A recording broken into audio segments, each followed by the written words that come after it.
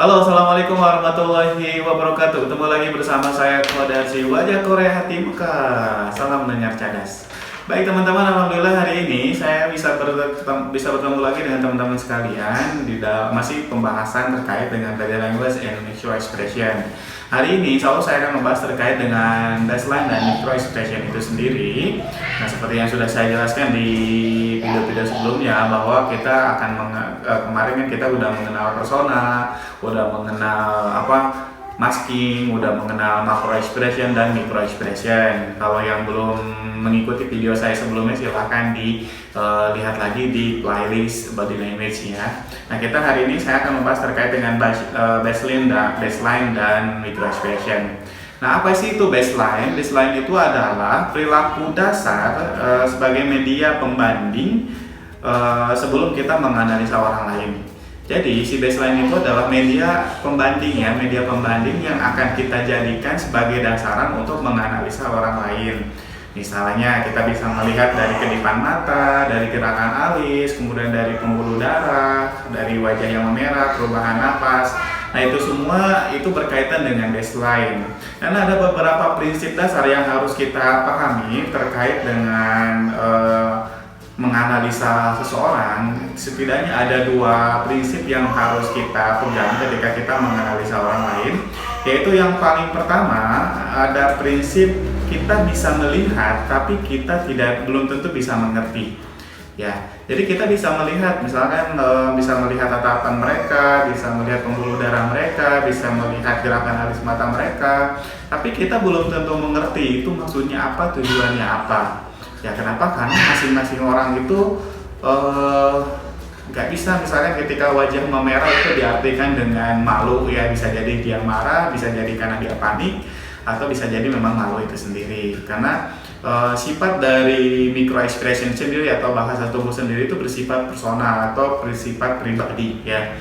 Makanya kita setidaknya harus mengenal dulu baseline-nya, dasar-dasarnya sebagai media pembanding untuk menganalisa. Tapi ingat, kita bisa melihat, belum tentu bisa mengerti.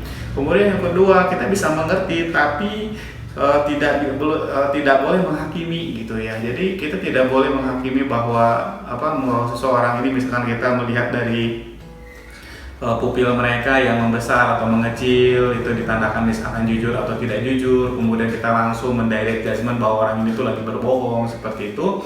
Nah, jadi kita tidak bisa menghakimi seseorang gitu ya. Kenapa? Karena micro expression itu micro expression itu bersifat personal dan pribadi. Tapi setidaknya kita bisa menjadikan itu dasar terlebih dahulu ya, sebelum kita bisa melihat reaksi-reaksi dia selanjutnya.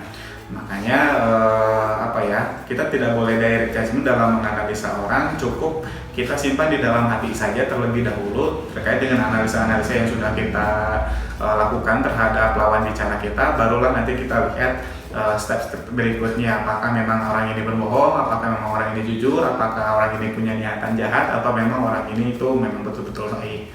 Nah, seperti itu ya. Kemudian ada beberapa elemen di baseline itu yang bisa kita jadikan acuan untuk menilai orang lain. Itu yang paling pertama ada blink rate. Kalau blink rate itu adalah kedipan mata. Nah, kemudian yang kedua ada blue pixel. Kalau blue pixel itu adalah pembuluh leher. Kemudian ada blushing. Kalau blushing itu wajah memerah. Kemudian ada body shape, pergerakan tubuh, ada breathing, perubahan napas, ada brow, gerakan alis. Dan itu semua artinya apa? Nanti di sesi selanjutnya akan saya bahas. Kemudian ada arm itu posisi dan pergerakan lengan. Kemudian juga ada adaptor, gaya pakaian, ada ankle, arah kaki. Dan kemudian ada juga sniffing. Kalau sniffing itu mengendus, ada shaking. Kalau shaking itu adalah getaran tubuh. Kemudian ada sighing. Kalau sighing itu desahan suara. Kemudian ada sweating. Kalau sweating itu keringat berlebihan. Kemudian ada swallowing, menelan ludah. Kemudian juga ada eye contact. Kalau eye contact itu tatapan mata. Kemudian moving, pergerakan bola mata. Ada tears, air mata. Kemudian ada pupils, membesar dan mengecilnya pupil mata. Dan kemudian yang selanjutnya ada laughter. Laughter itu ada tawa, kan tawa itu ada yang menertawakan, ada yang tawa bahagia, itu berbeda-beda. Ada limbs, limbs itu ada lengan, paha, jari. Kemudian ada lips, gerakan bibir. Dan kemudian banyak lagi baseline yang lainnya kayak notes. Kita bisa melihat dari vokal dia, isyarat non vokal seperti anggukan, gelengan dan lain-lainnya. Nah, itu terkait dengan baseline ada beberapa hal yang elemen-elemen penting yang nanti mesti diketahui oleh teman-teman sekalian untuk menganalisa orang lain. Nanti artinya apa, misalkan dari tatapan mata, dari pupils, dari blood vessel, misalkan wajah yang memerah itu seperti apa. Nanti kita bisa di sesi selanjutnya saya akan bahas artinya itu seperti apa. Nah, kemudian yang selanjutnya ada micro expression. Kalau micro expression ini itu yang sering dikenal atau sering dikembangkan itu adalah berdasarkan penelitian dari Paul Ekman. Paul Ekman ini itu biasanya beliau sering melakukan eksperimen dan penelitian terkait dengan ekspresi wajah, dan dinyatakan bahwa wajah manusia itu ada sekitar 22 otot aktif.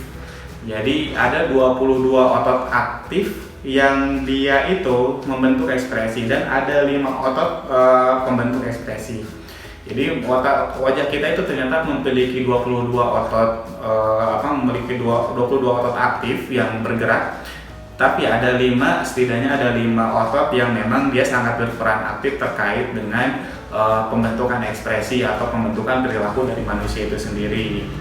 Nah, kemudian dari 5 otot ini itu dia bisa menghasilkan kurang lebih 10.000 ekspresi atau 10.000 perilaku yang bisa dibuat.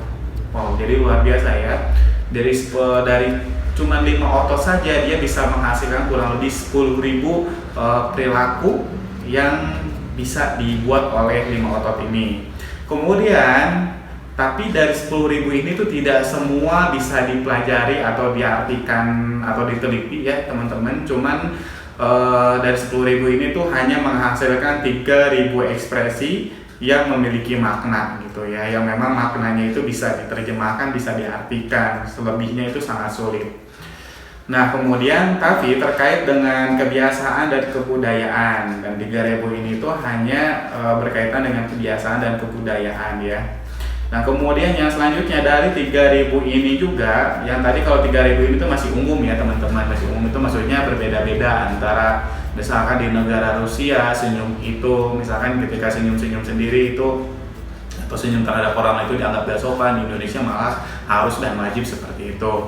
Nah, maksudnya seperti itu. Jadi 3.000 ekspresi ini tuh masih umum ya, masih sesuai dengan kebudayaan masing-masing negara itu sendiri.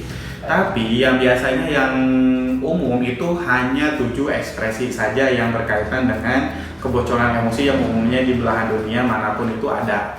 Jadi hanya 7 ekspresi saja atau 7 perilaku saja yang memang itu dianggap umum, dan di semua belahan dunia manapun itu sama ya. Dan apa saja? Nah, yang paling pertama itu ada fear. Kalau fear itu takut ya. Kemudian ada contempt. Kalau contempt itu merendahkan. Ada disgust. Kalau disgust itu jijik. Ada anger. Kalau anger itu marah. Ada sadness. Kalau sadness itu sedih. Ada juga happiness. Ada bahagia, dan kemudian ada surprise atau terkejut. Nah, kemudian yang paling pertama ada fear atau takut. Nah, kalau takut ini itu biasanya alis dan matanya itu naik. Jadi contoh-contoh ketika orang takut itu adalah alis dan matanya naik, kemudian bibirnya terbuka ke samping. Nah, itu tanda orang yang marah. Kemudian kalau yang contempt atau merendahkan, biasanya si bibirnya itu naik di suatu sisi, di salah satu sisi, mau itu sisi kanan atau sisi kiri, jadi sedikit ditaikkan seperti itu. Nah, kemudian ada disgust. Kalau disgust itu jijik. Kalau jijik itu biasanya hidung bagian atas berkerut, kemudian bibir bagian atas naik. Jadi hidungnya ditarik ke atas, kemudian bibirnya itu bibir bagian atasnya naik ke atas. Kemudian ada juga anger. Kalau anger itu marah. Nah, kalau marah itu tandanya biasanya alisnya menajam, kemudian matanya fokus, kemudian mulutnya tertutup dan menyempit ke arah depan dan menahan. Jadi kayak seolah-olah menahan emosi.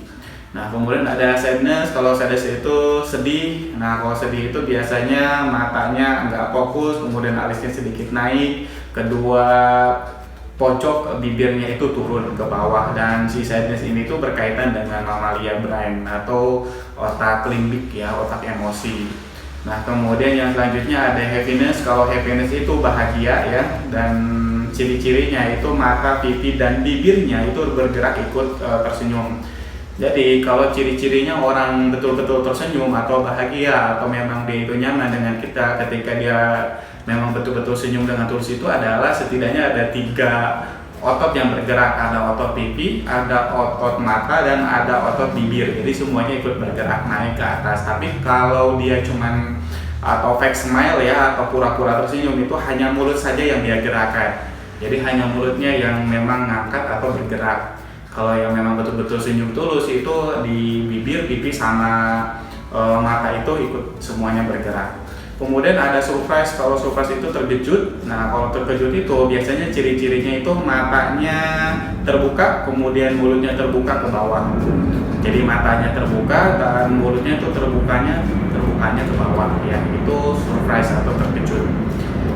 Nah, kemudian tadi micro expression itu atau bahasa tubuh yang bersifat jujur ini, yang di bawah 1 detik itu bersifat personal. Tidak semua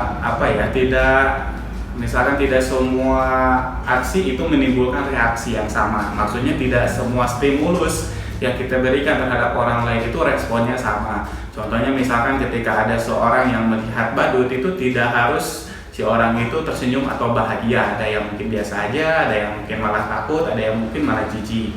Ada juga kalau misalkan ketika seorang itu melihat darah, ya dia nggak harus takut. Ada juga yang biasa aja mungkin, ada juga yang seneng mungkin karena dia terlalu tersering dan terbiasa nonton film horor atau film-film sadis gitu ya, atau misalkan memang dia pekerjaannya pekerjaan seorang perawat atau dokter yang memang biasa berkaitan dengan darah. Jadi kalau melihat darah itu sudah biasa lagi. Ya, jadi intinya tidak semua stimulasi itu responnya sama ya, karena micro expression itu bersifatnya personal atau pribadi. Makanya kita harus mengetahui dulu baseline tadi. Baseline itu tadi ya, perilaku perbanding yang akan dia jadikan dasar sebagai landasan menganalisa orang lain, kayak dari tatapan mata, dari wajah yang memerah, pergerakan lengan, pergerakan kaki, pupil yang membesar atau mengecil ya, seperti itu. Dan nanti artinya seperti apa nanti saya akan bahas di video selanjutnya. Mungkin itu saja yang bisa saya jelaskan terkait dengan baseline dan micro expression. Mudah-mudahan videonya bermanfaat. Jika teman-teman suka silahkan like, comment, subscribe, share videonya, mudah-mudahan bisa bermanfaat juga buat orang lain. Sekian dari saya, terima kasih banyak. Wabillahi taufiq wal hidayah. Assalamualaikum warahmatullahi wabarakatuh. Dadah.